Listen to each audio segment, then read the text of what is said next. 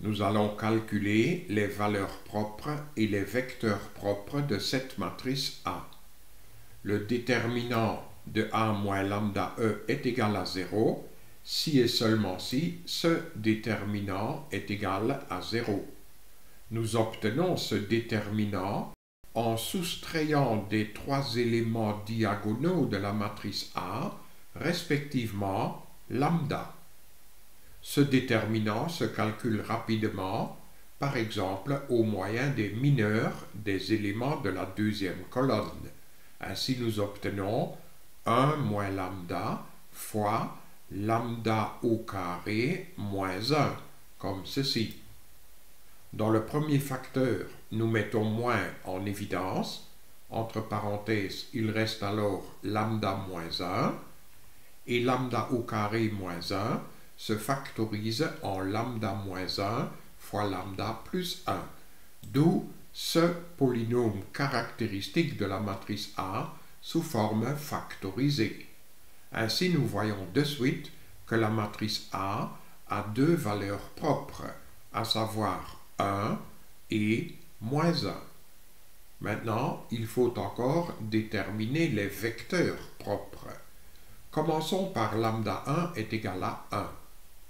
L'équation vectorielle matrice A fois vecteur x est égale à 1 fois le vecteur x se transforme en matrice A moins 1 fois matrice identité fois le vecteur x est égal au vecteur nul.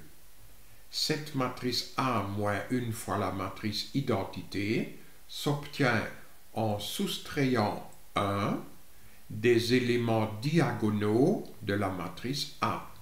Donc nous calculons 0 moins 1, ça fait moins 1, 1 moins 1, ça fait 0, et 0 moins 1, ça fait moins 1, ce qui mène vers cette égalité matricielle, et cette égalité matricielle nous mène de suite vers ce petit système d'équations. La première équation et la troisième équation disent que x1 est égal à x3. La deuxième équation, c'est une identité. Donc ce système est vérifié si et seulement si x1 est égal à x3.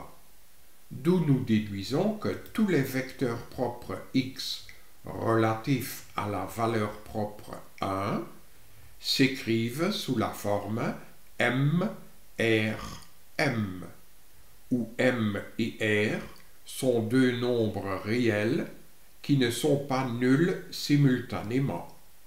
Et ce vecteur m, r, m peut encore s'écrire sous la forme m fois ce vecteur propre de base 1, 0, 1, plus r fois ce vecteur propre de base 0, 1, 0. Retenons ce résultat ici. Cherchons encore tous les vecteurs propres relatifs à la deuxième valeur propre, moins 1. L'équation vectorielle matrice A fois vecteur x est égale à moins 1 fois le vecteur x, s'écrit aussi matrice A moins 1 fois la matrice identité E fois le vecteur x est égal au vecteur nul, ou encore la matrice A plus 1 fois la matrice identité E fois le vecteur x est égal au vecteur nul. Nous obtenons cette matrice A plus 1 fois la matrice E en additionnant 1 aux éléments diagonaux de la matrice A. Donc, nous obtenons 0 plus 1, c'est-à-dire 1, 1 plus 1, c'est-à-dire 2, et 0 plus 1, c'est-à-dire 1. Cette égalité matricielle nous mène de suite vers ce petit système de trois équations à trois inconnus. Mais la première et la troisième équation disent la même chose. Elles disent toutes les deux que x1 est égal à moins x3. Et la deuxième équation dit que x2 est égal à 0. Donc, comme vecteur propre x relatif à la valeur propre moins 1, nous trouvons des multiples de ce vecteur propre de base, moins 1, 0, 1. Remarquons que ce nombre m ne peut pas être nul, puisque le vecteur nul n'est pas un vecteur propre. Retenons ce résultat ici. Voilà le résumé. Cette matrice A possède deux valeurs propres, à savoir 1 et moins 1. Tous les vecteurs propres relatifs à 1 sont des combinaisons linéaires de ces deux vecteurs propres de base.